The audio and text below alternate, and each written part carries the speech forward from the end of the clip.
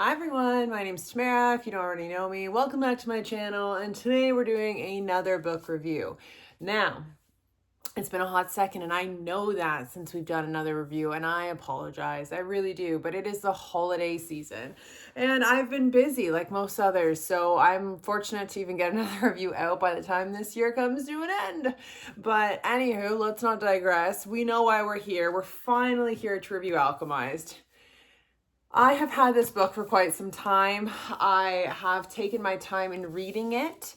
And I have to say, it's probably the worst time of the year to read a book like this because Christmas, it's such a happy time. And this book is incredibly depressing. It's depressing, it's sad, it's impactful in like these really symbolic ways, but it doesn't change the fact that there is really not a lot of positivity going for this book. And when you're reading it during a happy time of the year, this is the book that took me the longest to read, and I read books fast. Like, I can't help it. I get obsessed and I fly through. Not saying I wasn't obsessed with this book, but I had to be strategic as to when I read it. So I spaced it out throughout a week because I needed to be able to be happy with the rest of my life, considering it's the holidays. So it was still really good, and we're still going to talk about it. I actually ended up giving this book a 4 out of 5, so I love it, but I also had some biasness about loving this book a little bit because I knew where this book was coming from. And before I get into it, let me just clarify right now, this is a spoiler talk. If you have not read the book and you care to be spoiled, then step aside and come back. If you don't care, then let's get into it. When I mean bias, right away when you see the title Alchemized, you know this is about alchemy. I actually used to read and watch a lot of shows based on alchemy, so I always was in depth with that world and really appreciated that world. So my interest was already piqued a little bit when I saw the title. Secondly, I heard about what this book was. So in a very high level nutshell, if any of you have heard of Manacled or Harry Potter, who hasn't heard of Harry Potter, let me just explain that this book, let's take a step back. I have not read Manacled. Keep this in mind before we get into what I think about this book. So I was not that biased. But what I'm trying to say is that back when Manacled, it was a fan fiction. So Manacled is a fan fiction by the same author, and it was in attempts to make an alternate ending to Harry Potter. So we all know Harry Potter. We all know how long Harry Potter is, but they stopped after the sequence of book 5, and that's when the author produced the fan fiction of Manacled. So it was after the events of book 5, and it was in the outcome that Voldemort actually wins the war, and what are the consequences, what happens to those characters. So that's when this author chimed in to make Manacled, and it was online. It was an online reading, and everyone kicked off on it. Like, they absolutely loved it. It was pretty much the outcome of Voldemort winning the war, but then also an unexpected romance between Draco and Hermione. And obviously I grew up with Harry Potter. I've watched and read those books on numerous occasions, so based off a concept alone, Manacled sounded awesome. But the author couldn't make any money off of Manacled because it is the world and characters of J.K. Rowling. So she recreated Manacled in the form of Alchemized. So same story, essentially, apparently. Keep in mind, I still haven't read Manacled, but different characters, different world. She had to create her own universe, and that's what this book was. So the reason I didn't read Manacled prior to reading this book is because I wanted to give this book a fair shot. I already love Draco and Hermione from Harry Potter. I already love that universe because I grew up with it. And knowing and how closely these two books are tied together with a similar plot, I wanted to have the opportunity to fall in love with these characters in this world, which is why I read this one and I didn't read Manacled. I had full intention, and probably still will, go back and read Manacled though, now that I finally have finished this book. But I do think I made the right choice there, because reading this, as much as you could pull the ties to like, oh, the Eternal Flame, that's the equivalent to the Order of the Phoenix, for sure, reading Harry Potter versus reading this. So yeah, you found little ties in it, but then I really had to just disconnect. I had to disconnect my brain in terms of all of the references that I assumed were from the Harry Potter world into this book to give it its fair shot. And I did end up doing that. It took me an adjustment in the first couple chapters, but I did end up doing it. All right, so there's all my bias disclaimers. So let's actually talk about this book. I had mentioned that this book is sad, And it's one of those kind of stories that it's almost like a beautiful sad, but you will still be sad. Like, even just the ending of this book, I half expected for our main characters, Helena and Cain, to die, like to one of them to die, because that is exactly the tone of this story. It was that depressing that I was like, watch, this love story came together finally, and then it gets dismantled. That's what I thought was going to happen, but it didn't happen that way. Instead, they end up actually getting an opportunity to be together. However, even in that reality, and I know I'm jumping straight to the end, but I think it is important to realize that even in what supposedly seems like a happy ever after, it's not really that happy. Like, the sequences that got them there were pretty tragic and very much just like scarring in a way. So when they finally have the opportunity to be together, they're struggling to find if they deserve that happiness and struggling to live with the idea that they can be happy. And that's just like the weight that this book carried until the end. And then you have such a pretty decent segment at the end of this book of them trying to figure it out. And it just makes me sad. Like, it was just so sad, even that they didn't die. I just felt sad even at the end of this book. And going back to kind of like, you know, YA kind of books. I don't know if anyone ever read The Hunger Games or even saw those movies, but it reminded me of the very end of The Hunger Games when Katniss and Peeta got to be together in the world that they wanted to be, but they were just a consequence of a war that has a lot of losses, and they had to find a way to be happy amongst the losses. And they just kind of existed, like, with their kids at the end of that. And that's what this really reminded me of at the ending, is that you want to be happy for them because they got to live and they got a chance to be together, but they're still sad and miserable. So I know I jumped to the end. Let's now go back to the beginning. So this book at a high level is broken up into 3 parts. There's literally, it says part 1, part 2, part 3 while you're reading this. The first part is the immediate aftermath of Helena's side. So we're going to say the good guys losing the war. And now she is prisoner to the evil side, which it's not Cain's side. So I'm not going to say it's Cain's side because he really is his own anomaly when it comes to this book. So I'm just going to say the evil side. So the side of the necromancer is what we're going to call them, which is almost like the equivalent to Voldemort if you're referencing Harry Potter. But we're not going to keep referencing Harry Potter. I'm done. As of right now, I'm done. But the necromancer. So that side has won. Helena was taken captive and she was pretty much tortured, and people were trying to get into her brain to pull these memories, because it turns out that Helena's memories have been wiped. And that's the beginning of the book. She gets put in situations where now they're trying to expose and take the memories, trying to uncover the secrets behind why are her memories gone. Turns out she did it to herself. So it was clearly to protect something that she didn't want the bad side to necessarily know. And she pretty much did this to herself. It was very self-inflicted. They trust her into the hands of Cain, who works pretty much as the second hand to the head necromancer. So there's a lot of trust in him and his abilities to kill people, because let's just say necromancy in general is bringing people back from the dead and using their bodies and putting souls within bodies. In general, alchemy is like, for very broken down terms here, there's magic and then there's alchemy. Alchemy is pretty much almost the science behind magic. It's studied, it's factual, there are theories, but at the end of the day, it is kind of like a science of magic. It's the elaboration that's more of the science.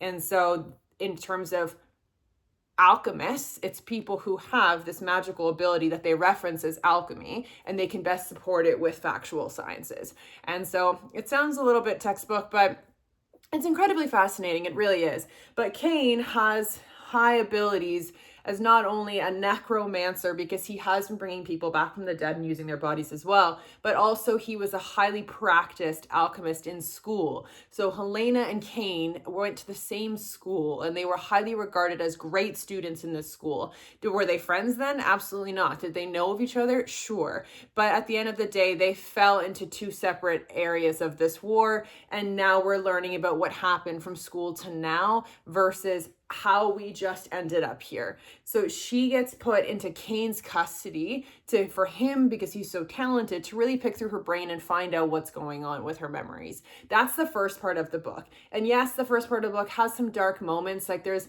unconsented sex, let's say, in this, but as much as it's bad, well, we'll touch on that. And then there's like a breeding program. There's a lot of like, dead bodies. It's necromancy. So you're going to see a lot of stuff like that. A lot of organs getting pulled.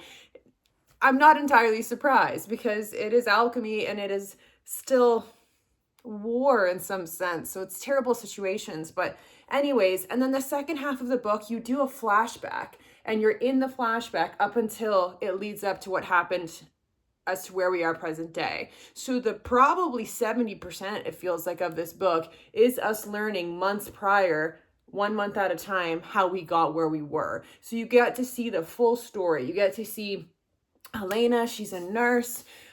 She was, again, highly regarded in school, and she had this friend group, and she had Luke, who was meant to kind of be our next great leader. And a lot of people really idolized him. And the difference between the necromancy side and the side of good is they value one life. Like, they value life to such a holy extent that once one life is gone, the idea of bringing someone back is like the biggest outrage, because it's just cheating fate.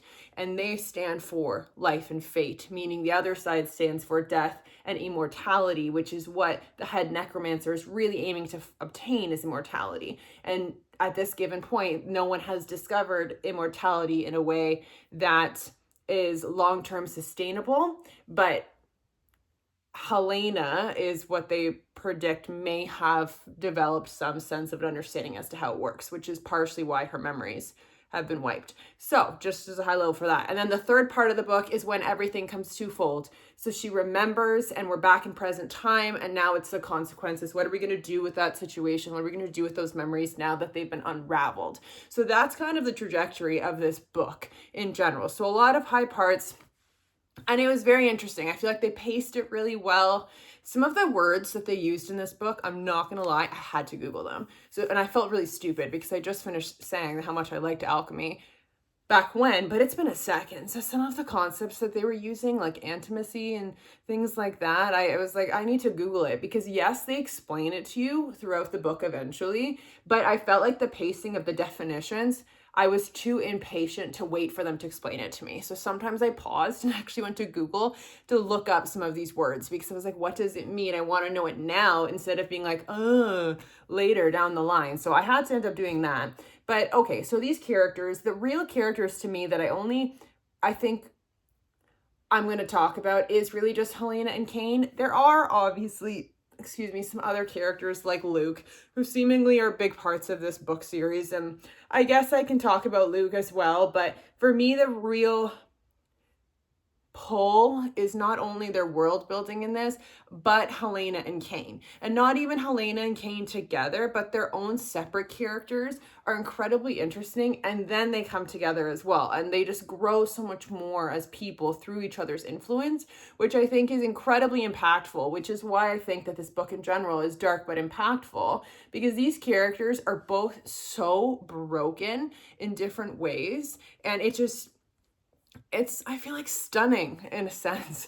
So let's go with Helena. Helena came from a place that necessarily, like with her lineage and having the skills that she has, was almost feared amongst the good side. So people shunned her for that. They shunned her for being incredibly wise and everything too.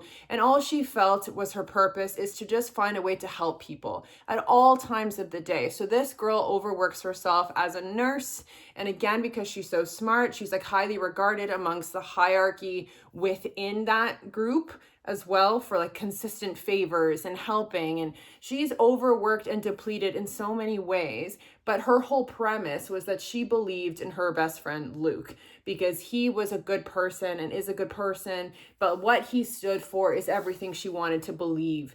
But in terms of how that good side follows, like, I'm not going to call it a god, but in a sense, like what they stand for, the history that kind of made Luke the next rightful choice to rule was essentially a big lie. So like when Helena discovered that and discovered how people passionately believe in something that doesn't exist, she starts to essentially question why she does what she does as passionately as she does. And she brings it down to the most simplest thing, is that she just wants to help people, and she just wants to help Luke win because Luke is the good in this world. And she fully believes that. And that is true. He absolutely is. But her character's own self-worth and value is entirely, how am I going to word this?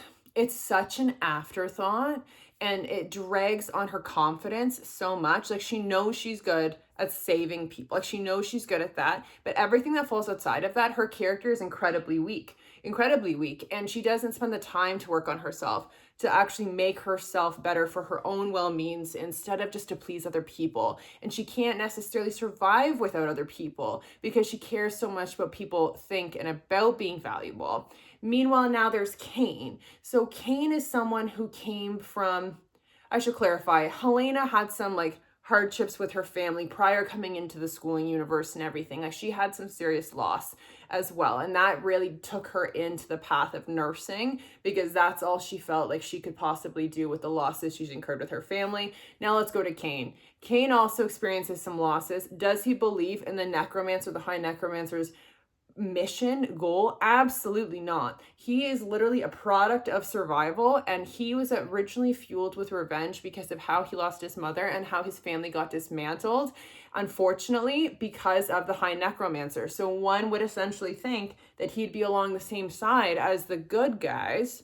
because he wants the high necromancer to fall. But at the end of the day, he's very calculated and he's very self-serving. So he's almost the opposite in Helena in that way. She's incredibly selfless and he's incredibly selfish. But through her influence, he ends up essentially doing stuff for the sake of other people instead of for his own self-interest, which were calculated. Yes, he killed people. Yes, he did horrible things, but it was just to get him where he needed to be with the high necromancer to potentially, get his revenge for all of his losses. And he always considered himself a vessel. And same with Helena. They both are vessels to their causes.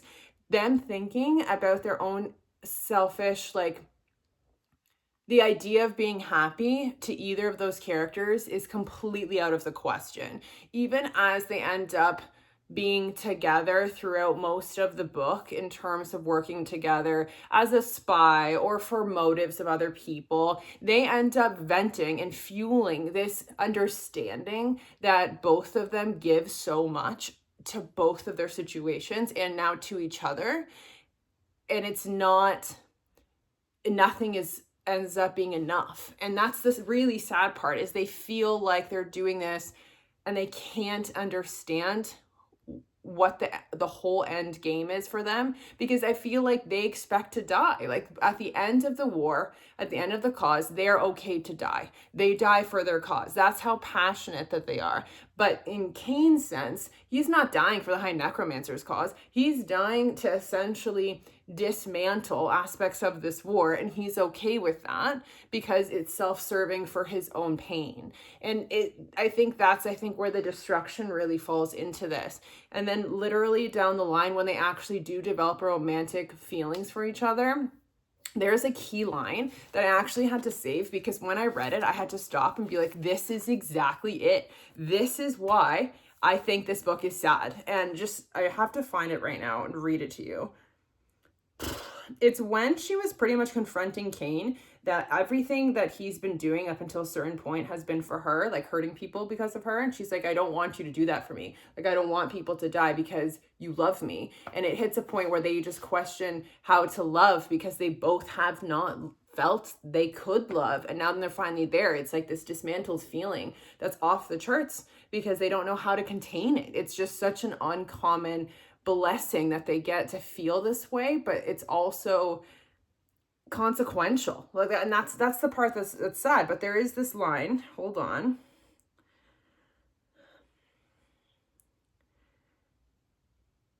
She says to him, I thought that we could suffer enough to earn each other. I thought that we could suffer enough to earn each other. That's what they think deserving happiness looks like for them. Suffering to earn the happiness. That's messed up. Like, that's a messed up reality right there, that that's what they truly believe. That's so sad. And so, yeah, so then at the end of this book, they end up being together. And then a lot of people unfortunately died along the journey, but even when they tried to be together, they couldn't necessarily escape their, like, not even going to say insecurities, because it's not like they're insecure. It's just they couldn't escape the darkness as to what they've done to get here and exactly why are they deserving to be here. And that's, again, it's just sad. Do I love this book? Absolutely. I feel like I said sad 100 times, but it's true. And I feel like this book is beautiful in its own grief. It's really weird. I don't know how to explain it to you, but I really enjoyed it. I enjoyed the world building. I enjoyed the depth of those two characters and how their influences together really brought them to where they needed to be free. But the expense of their freedom is something that weighs on them straight to the end of the book. And it's just war times. Like, it's incredibly symbolic in a way. And it's great. It's a great book. If you haven't read it, take a read. Let me know your thoughts, guys. All right, bye.